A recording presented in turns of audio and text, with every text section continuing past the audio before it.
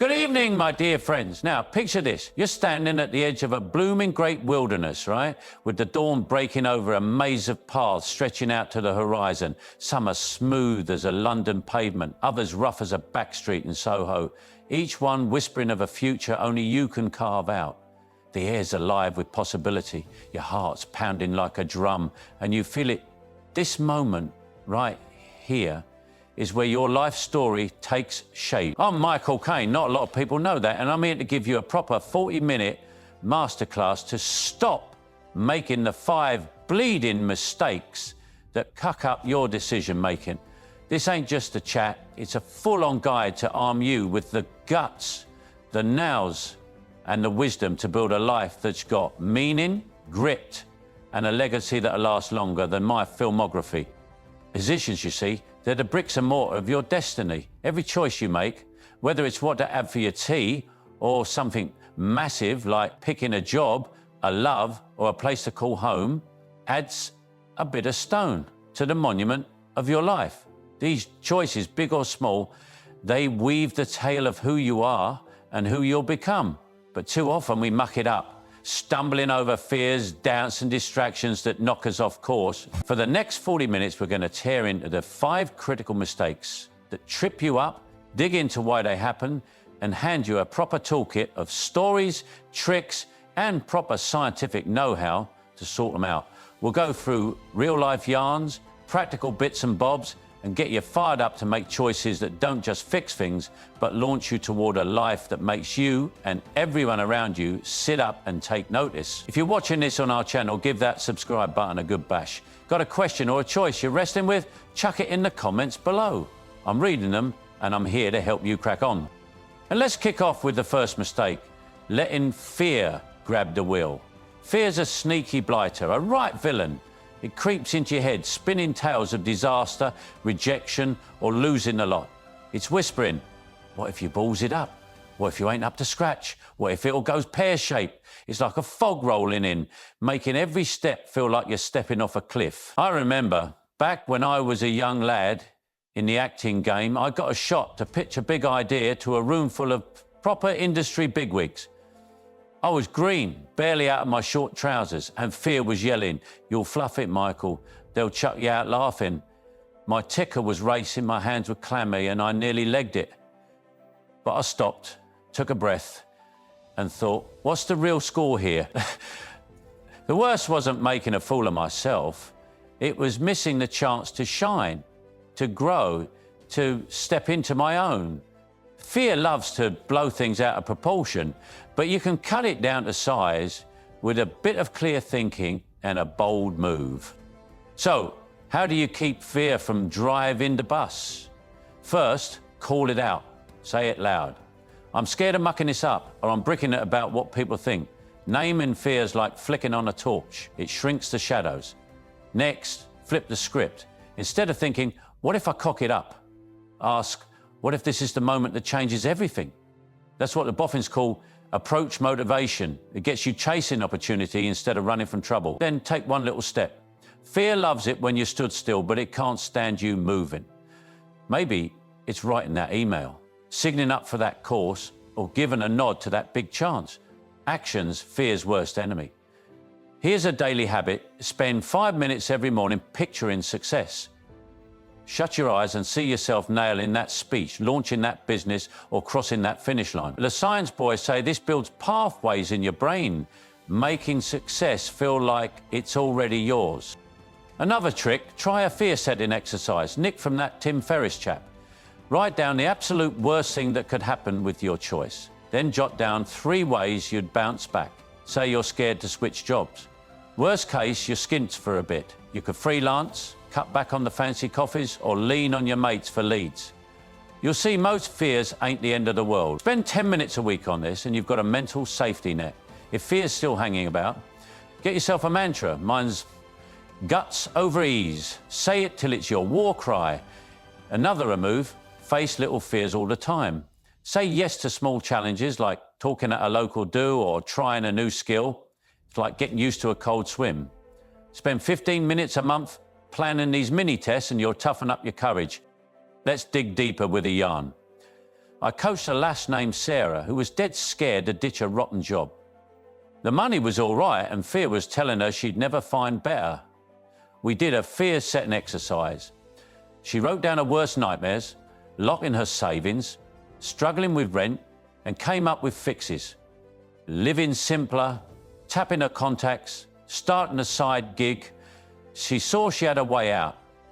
That gave her the bottle to quit. 6 months later, she landed a job that paid better and matched her love for green living. Try this. For your next big choice, write down your top fear and 3 ways to recover. It's like having insurance for your mind. Another trick, play pretend. Imagine you're advising a mate on your choice. What'd you tell them? It's easier to be brave for someone else, and that angle can unlock your own guts. Spend 10 minutes a week on this, and fear will start to back off. Let's chuck in another bit. I worked with a bloke named Mark who was shaking in his boots about asking for a promotion. He thought a no would ruin his career. We did a fear rehearsal. He practiced the chat with me, ready for any answer, yes, no, maybe. By the time he went for it, he was cool as a cucumber. He got the promotion and a nice pay bump. Try this for your next scary choice. Practice the worst case scenario with a pal. It takes the sting out of fear. Another move, the fear ladder. Break your choice into smaller bits, from least to most frightening. If you're scared to start a business, step 1's research. In the market, step 2, scribbling a plan. Climb 1 rung at a time. Spend 10 minutes a week planning your next step, and fear will feel like a pebble, not a mountain. Another trick, write a fear obituary. Picture what your life be like if you let fear win. Missed chances, dreams left in the dust. I coached a lass named Lisa, scared to chase her dream of writing a book. Her fear obituary showed a life of regret, stuck in a job she loathed. That lit a fire under her, and she started writing. She's published now. Try this. Spend 15 minutes a month writing your fear obituary to spur you on. Another tool, keep a fear journal. Each week, note 1 fear you faced and how you beat it. You'll see you're tougher than you think. Spend 10 minutes a week on this and you'll have a proper record of your bravery. Another tale, I coached a chap named Raj, petrified to move abroad for a job. Fear of not fitting in had him frozen. We made a fear map, listing his worries, a match in each with a fix. Language lessons, expat groups, a mentor. He moved and bloody loved it. Try this. Make a fear map for your next big choice. Spend 15 minutes a month mapping fears and fixes. Another move, have a fear chat. Talk to someone who's tackled a similar fear and ask how they did it. Spend 10 minutes a week on these chats and you'll get a fresh take. Fear ain't the boss, you are. Now let's tackle the second mistake, getting stuck in analysis paralysis. You know the feeling, overthinking a choice till you're going round in circles. You're digging into every detail, making lists longer than a Dickens novel, asking everyone and their dog for advice, and still you're rooted to the spot. It's like being in a maze with no way out. I knew a fella named David, a proper clever engineer, who spent 4 years mulling over starting his own tech company. He read every book, went to every seminar, built spreadsheets that'd make your eyes water, and asked every mentor he had. But the more he thought, the more he got in a muddle. By the time he was ready, some other bloke had nicked his idea and cornered the market. Analysis paralysis didn't save him, it nicked his dream. The fix is to put some proper limits on your decision-making. Start with a deadline. Small choices like picking a restaurant, get 10 minutes. Medium ones like buying a motor, get a day or 2. Big ones like starting a business, get a week or 2. Deadlines keep you sharp. Science says a bit of time pressure makes your choices better, up to a point. Next, grab the key facts. What's it cost? What's the game? What's the timeline? But don't go chasing every little detail. Your gut's a right clever thing, built from years of learning without you even knowing. Trust it. Another trick, cap your options. The boffins say too many choices fry your brain, something called choice overload. If you're picking a laptop, don't look at 20 models, whittle it down to 3. If you're choosing a career, stick to your top 2 or 3 passions. Keep it simple and you'll see clear. Here's a fun one, the coin flip test. Stick heads on one option, tails on another, and give it a toss. When it lands, your gut will tell you what you really want, relief or a bit of a sulk. That's your heart talking. Spend 10 minutes a day practicing quick choices. Pick your lunch, your gear, your workout. It's like training a muscle. The more you use it, the stronger it gets. Another trick, the satisficing method from some clever chap named Herbert. Pick the first option that ticks your main boxes, not the perfect one. I worked with a couple, Tom and Maria, who couldn't pick a house. They'd seen dozens, made spreadsheets that do your head in, and argued for 2 years. We listed their must-haves: 3 bedrooms, good schools, under budget. The next house that fit, they bought. They're chuffed to bits now. Try satisficing for your next big choice. Nail down your non-negotiables, then grab the first option that works. Let's go deeper. I coached a young lass, Emma, who couldn't pick a college course. She'd researched 15 options, each with ups and downs, and was proper stuck. We used a decision matrix. She listed her top needs, job prospects, passion, cost, and gave each course a score from 1 to 10. 1 came out tops. She picked it, and blooming well thrived. Try a decision matrix for your next choice. List your top 3 needs, score each option, and tot him up. It's a clear way to sort it. Another trick, the 80/20 rule. Focus on the 20% of info that matters most. For a job offer, that's pay, role, and vibe, not the office wallpaper. Spend 15 minutes a week practicing this, and you'll move quicker with less faff. Another move, the 1 resist rule. If you're stuck, pick the option with the best single reason to go for it. I worked with a bloke named James, who couldn't choose between 2 business partners. One had more cash, but the other shared his vision. He went with the vision and never looked back. Try the 1 resist rule for your next tough choice. Spend 10 minutes a month sharpening this trick. Another exercise, the pre-mortem. Picture your choice going wrong. Why?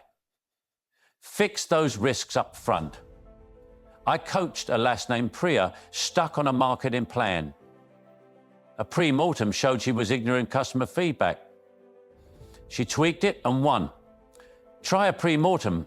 Spend 15 minutes a month on this, and your choices will be sharper. Another tool, the decision sprint. Set a timer for 20 minutes and scribble every thought about your choice. Pros, cons, gut feelings. When the timer pings, pick the clearest option. I used this with a client, Sam, who couldn't decide whether to move. The sprint cleared his head and he went for it. Try a decision sprint for your next choice. Spend 10 minutes a week practicing and you'll slice through overthinking. Another move, the decision anchor. Pick 1 key question to guide you, like, what fits my purpose? I coached the lass named Tara, who used this to pick a graduate course. It kept her on track. Try a decision anchor. Spend 15 minutes a month nailing your question. Another yarn, I worked with a chap named Raj who couldn't pick between 2 job offers. He was drowning in details, commute, team, perks. We did a core criteria exercise focusing on pay, growth, and skill fit. He chose and thrived. Try this. List 3 core criteria for your next choice and ignore the rest. Spend 10 minutes a week on this and you'll dodge paralysis. If you're still stuck, have a natter with a trusted mate. And not to nick their answer, but to hear your own thoughts out loud. Clarity comes when you talk. Spend 15 minutes a month on these chats and you'll break free of analysis paralysis. Mistake number 3, chase an instant gratification. We're all wired for quick kicks. Likes on a post, the buzz of a sale, the comfort of a takeaway. But choices made for short-term thrills often leave you in a right mess down the line. I had a client, Emily, who kept jumping between jobs for better pay or fancier titles. Each move felt like a win. New office, new cards, new buzz. But 5 years on, she was knackered, unfulfilled, and starting from scratch. She'd been chasing shiny baubles instead of running the long race for her dreams. To be this, think long-term. Before you choose, ask, how will this look in a year, 5 years, 10? Line up your choices with your big goals: health, wealth, love, growth. If you want to be fit, pick the gym over the sofa. Not because it's trendy, but because it's a vote for your future self.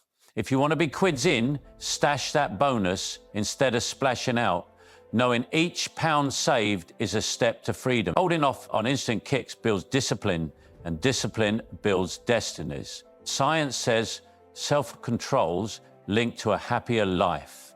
Try this. Start a future self journal. Write a letter to yourself 5 years from now, describing where you want to be. Your job, your family, your health. Check it weekly. When temptation hits, ask, does this choice get me closer to that? Another trick, the October 10th 10 rule. Ask, how will I feel about this in 10 minutes, 10 months, 10 years? It pulls you out of the moment and into the big picture. I coached a lass named Claire who kept skipping workouts for Netflix binges. They felt great, but she was fed up with her health. We made a progress tracker. She marked every workout on a calendar, aiming for a streak. Seeing it grow kept her going. Try this. For your next long-term goal, make a tracker. Workouts, savings, study hours. Progress is addictive. Another move, reward small wins. If you skip a splurge, treat yourself to something small. A coffee, a film. It keeps your brain happy without derailing you. Let's dig in more. I had a client, Mike, who kept blowing his savings on posh holidays. They were brilliant. Beaches, cocktails, Instagram likes, but he was nowhere near buying a house.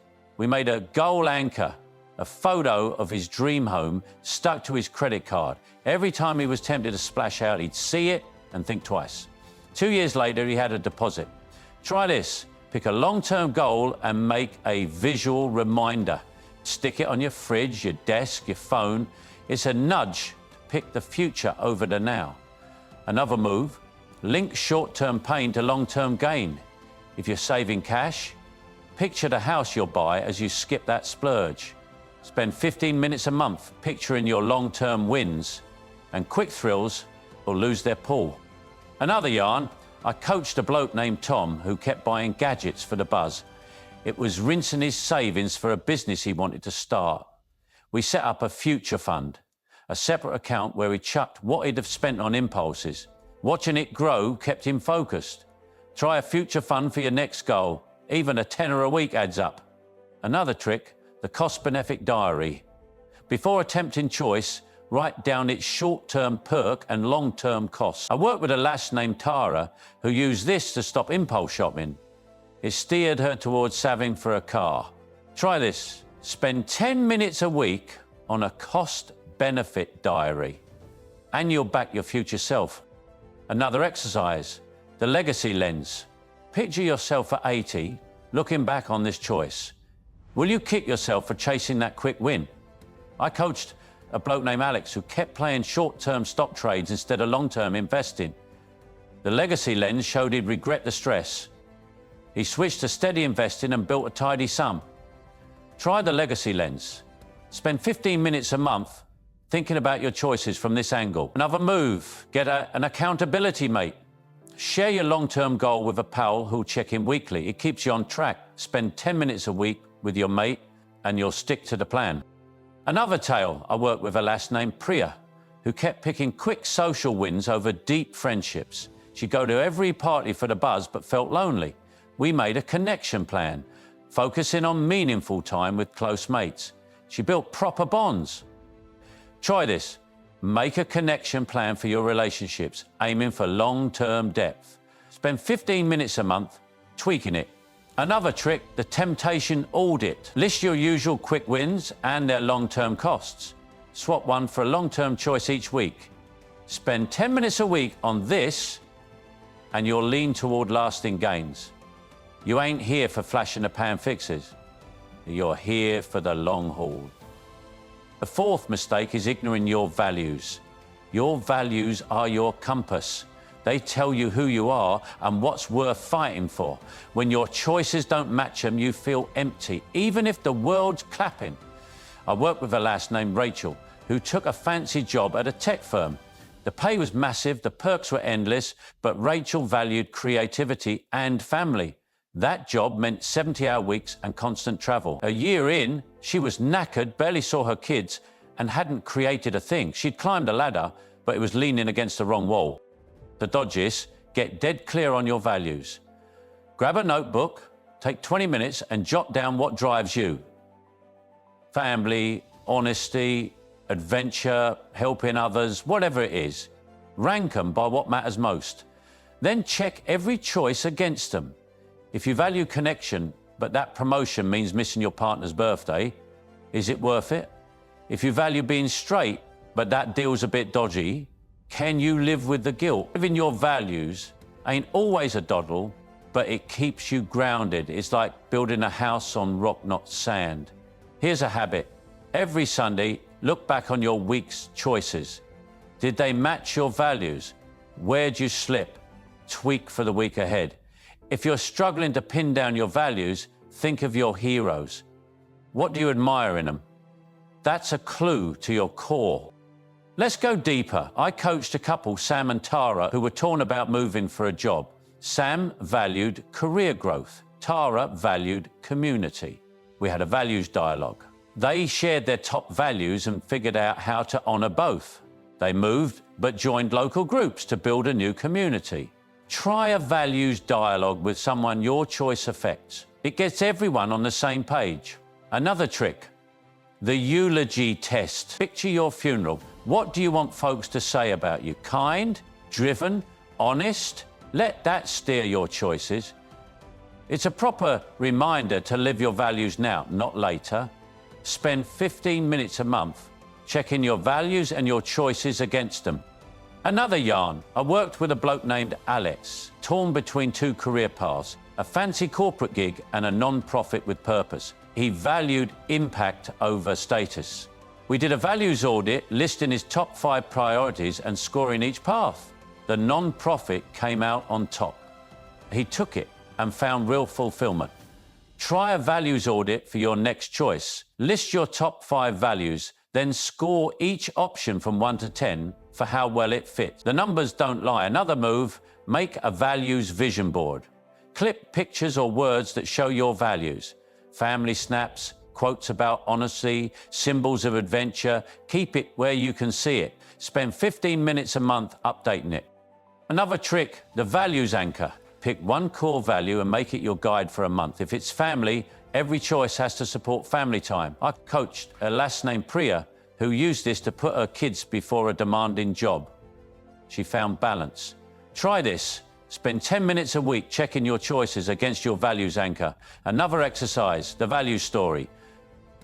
Write a short tale about a time you lived your values to the fullest. Read it when you're tempted to stray. Spend 15 minutes a month on this and you'll stay true. Another tale, I coached a chap named Rog, tempted by a high-paying job that didn't sit right with his value of honesty. We made a values contract, a written promise to make choices that matched his top 3 values. He turned down the job and found a role that fit. Try this. Write a values contract for yourself. Spend 15 minutes a month checking it. Another tool, the values check-in. Each week, ask, did my choices this week line up with my values? Tweak as needed. Spend 10 minutes a week on this and you'll live with purpose. Living your values is how you stay true to yourself. Finally, the 5th mistake, not learning from your past choices. Every decision you've made, good, bad, or right mess, is a lesson waiting to be learned. But too many of us ignore and making the same cock-ups over and over.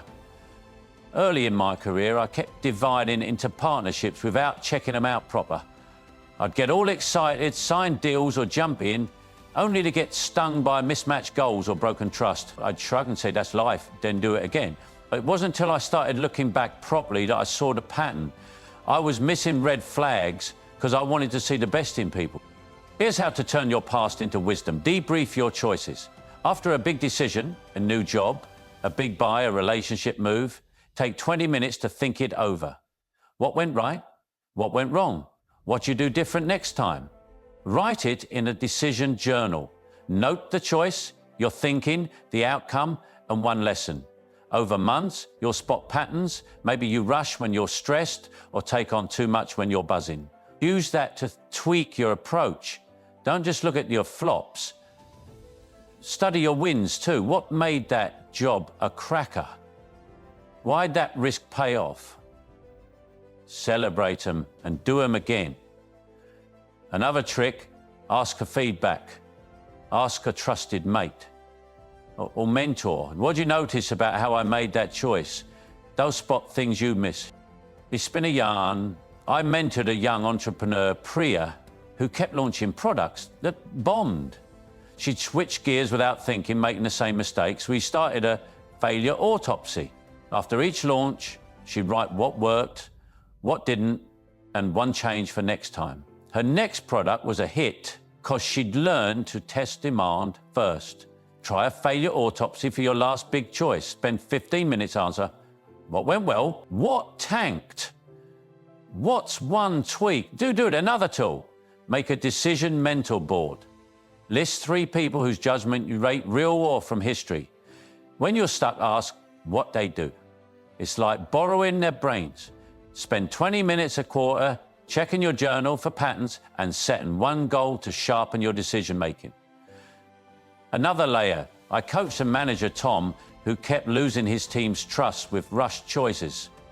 We started a decision review. After each project, he'd sit with his team to talk about what worked and what didn't. His next project was a belter because he'd learned to slow down. Try a decision review with your team or family. Spend 20 minutes after a big choice talking lessons. Another move, the wisdom archive. Collect quotes or stories from your past choices that inspire you. Look at them when you're stuck. Spend 15 minutes a quarter building your archive. Another trick, teach your lessons. Share a past choice with a mate or mentee explaining what you learned. Teaching locks it in. Spend 10 minutes a month doing this. Another tale, I worked with a lass named Laura, frozen by a choice to move abroad for a job. Fear said she'd flop in a new culture. Overthinking buried her in details. The comfort of staying put was tempting, and she worried the move clash with her value of family. We tackled each mistake, named her fears, set a decision deadline, lined the choice up with a long-term goal of adventure, checked her values, she could visit family often, and looked back at past bold moves at work. She moved and bloody loved it, building a career and life she adores. Try this. For your next big choice, work through these 5 mistakes one by one. You can spend 20 minutes, sort on them, and you'll find clarity. Another yarn, I coached a bloke named Daniel, torn about proposing to his partner. Fear of tying in the knot, overthinking if he was ready, and the short-term ease of staying single held him back. His values of love and growth didn't match his stallion, and past rust relationships spooked him. We sorted his mistake, named his fears, set a timeline, focused on the long-term joy of love, lined up with his values, and learned from past mistakes by taking it steady but sure. He proposed, and they're chuffed to bits. Try this. Make a mistake-proof checklist based on these 5 errors. Spend 15 minutes making sure your choice dodges them. Another case, I worked with a team leader, Priya, who kept making snap choices that cheesed off her team. Fear of looking weak, overthinking options, chasing quick wins, ignoring the value of teamwork, and not looking back at past rows were traps. We built a decision framework.